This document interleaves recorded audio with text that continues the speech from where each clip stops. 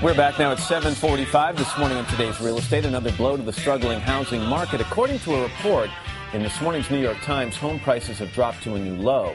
Here to talk about that and the tricks that realtors pull to raise interest in a property is today's real estate contributor, Barbara Corcoran.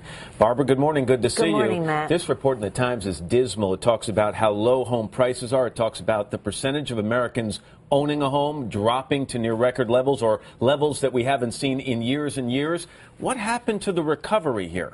I think the recovery, believe it or not, and I'm sure most people won't believe me in that, is still well in progress. There are a couple of facts not in that article you should be aware of.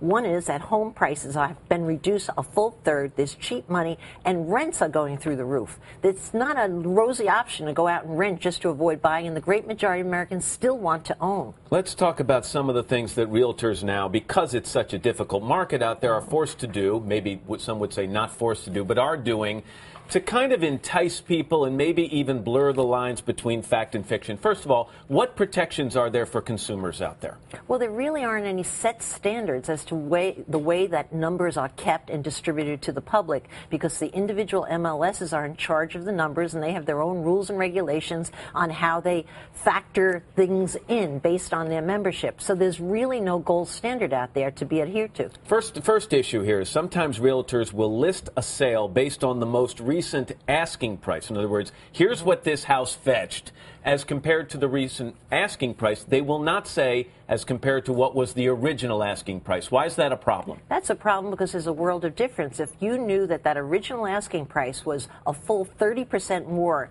on the last house sold, you would make your bid considerably lower. But if you're simply using the numbers of what the last ask price was, it's really misleading and makes you bid entirely different on the home. So you've got to ask the realtor a direct question. Yeah. Is this the original price or the asking price? Yeah. And then you put that realtor in a position of telling you the truth or not telling you the truth. Realtors, I must say, realtors almost always tell you the truth. There are very few bad apples out there. But yes, by directing the question, is this the original asking price, you will get a direct answer. What about relisting a home and making it look like it's brand new on the market? Well, the intention there again, and I'm not trying to justify it, is to freshen up the listing. But the problem with this is that you think a home has been on the market for, say, 2 weeks, when in essence it was on the market 2 years ago. Right. So again, you have to ask those important questions if you're going to use that house sale as a stat to make your bid. And what about square footage? You often hear somebody say, "Oh, it's an 8,000 square foot home." That's right. They do round up. It's Never not down. Necessarily living space. No, of course not. And a great example of that would be a 3,000 square foot home that maybe has 500 square feet of a furnished basement.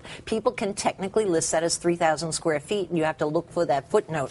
So you really should be visiting your town assessor or simply making a call. They always know the real numbers because people never overstay for tax purposes. Real quickly, you look at pictures of a home or a room in a home on the web or something like that. They always look bigger. A lot of people use wide-angle lenses. You say it's not always a problem, but sometimes it can be. It's often a problem because when the buyer arrives at the home with a wide-angle lens on a shot of a room, they're shocked at how small the room is. Nothing's gained by that, but of course it's over-enhancement of real estate. Is it ever okay to Photoshop an image you put online about a house?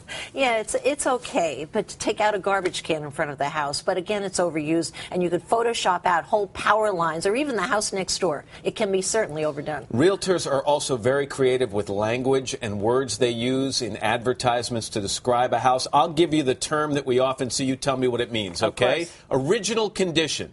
Too old. The appliances are at least 50 years old. Conveniently located. Very noisy. Efficient kitchen. It means 2 adults can't fit in that kitchen. At the same time, all right? Usable land. It means no trees. And this is my favorite one. Just available. Just available is what you mean? Yeah. It means the owner just died, and I hope you don't mind. In the house, probably. In that yeah. house. Okay. Barbara Corcoran, thanks very much, as My always. pleasure.